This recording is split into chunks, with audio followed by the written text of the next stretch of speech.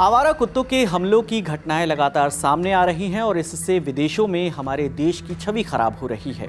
Street dog पर सुनवाई करते हुए ये जो मामला है, सुप्रीम कोर्ट ने ये टिप्पणी की है। असल में 5 अक्टूबर को, इसका एक बैकग्राउंड समझिए, टिप्पणी करने के पीछे वजह क्या है कि 5 अक्टूबर को दिल्ली में जब पैरा एथलेटिक्स चैंपियनशिप चल रही थी, इस दौरान 2 विदेशी कोच पर आवारा कुत्तों ने स्टेडियम के अंदर हमला कर दिया था। इस घटना में 4 पुलिसकर्मी भी घायल हुए थे और जो कोच थे उनको भी अस्पताल में भर्ती कराया गया था।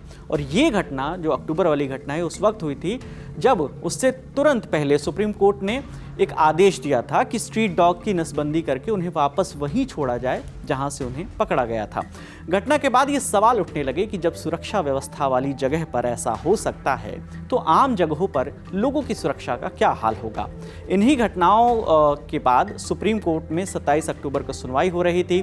इस दौरान सुप्रीम कोर्ट ने राज्यों पर नाराजगी जताई। कोर्ट ने कहा कि सिर्फ पश्चिम बंगाल और तेलंगाना और साथ ही साथ दिल्ली नगर निगम ने अपनी कार्रवाई की रिपोर्ट सौंपी है। बाकी राज्यों ने अब तक कोई जवाब नहीं दिया है। जस्टिस विक्रम नाथ, जस्टिस संदीप मेहता और जस्टिस NV अंजारिया की बेंच ने कहा कि सिर्फ पश्चिम बंगाल, तेलंगाना और दिल्ली नगर निगम ने ही कार्रवाई की रिपोर्ट भेजी है, बाकी सब कहाँ गायब हैं। कोर्ट ने यह भी कहा कि स्ट्रे डॉग के लगातार ऐसे हमलों से विदेशों में हमारे देश की छवि खराब हो रही है। जब वकीलों ने कहा कि कुत्तों पर भी तो क्रूरता हो रही है, इस पर कोर्ट ने पलटकर पूछा, इंसानों पर जो क्रूरता हो रही है उसका क्या। कोर्ट ने यह भी कहा कि कई संगठन और रेजिडेंट वेलफेयर एसोसिएशन यानी RWA इस मामले में बिना वजह दखल दे रहे हैं, जो ठीक नहीं है। अब जरा पीछे चलते हैं।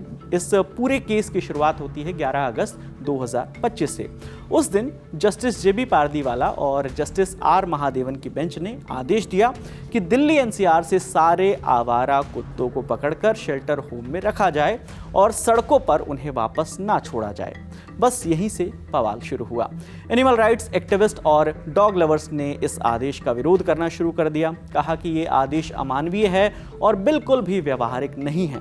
दिल्ली समेत कई जगहों पर इसे लेकर विरोध प्रदर्शन भी हुए। इसके बाद सुप्रीम कोर्ट ने भी ये जो पूरा प्रोटेस्ट चल रहे थे, इसे देखते हुए एक नया कदम उठाया। 12 अगस्त को chief justice of India BR Gavai ने एक नई बेंच बनाई, जिसकी अगुवाई की जस्टिस विक्रम नाथ ने। फिर 22 अगस्त को इस बेंच ने पुराने आदेश को पलट दिया। नया आदेश आया जिसमें कहा गया कुत्तों को नसबंदी और टीकाकरण के बाद वहीं छोड़ा जाए जहां से उन्हें पकड़ा गया था। सिर्फ रेबीज से संक्रमित या हिंसक कुत्तों को ही शेल्टर होम में रखा जाए। कोर्ट ने यह भी कहा कि लोगों को खुले में कुत्तों को खाना नहीं खिलाना चाहिए, क्योंकि ज़्यादातर हमले उसी वक्त होते हैं। इसके लिए अलग अलग फीडिंग स्पॉट्स बनाए जाएं।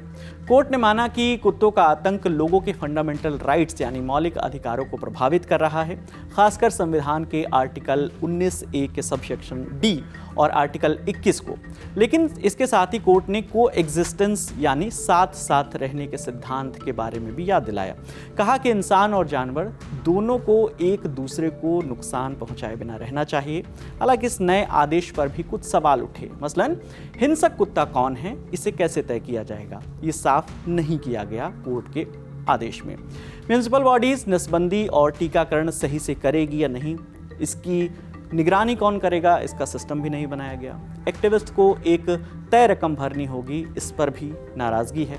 फिलहाल कोर्ट में मामला चल रहा है। सुप्रीम कोर्ट ने सभी राज्यों के मुख्य सचिव को 3 नवंबर की अगली सुनवाई में मौजूद रहने को कहा है। बाकी इस मामले में जो भी नया अपडेट होगा हम आप तक लेकर आएंगे।